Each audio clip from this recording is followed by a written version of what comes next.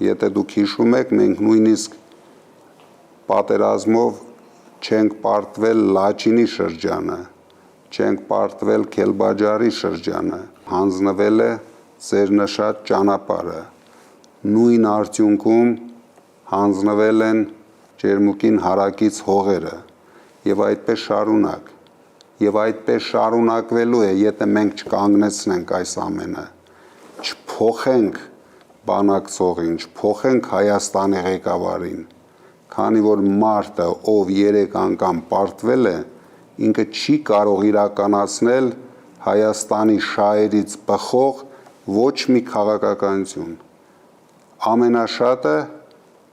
կարող է այդ պահին վազել թմբուկ նվագել,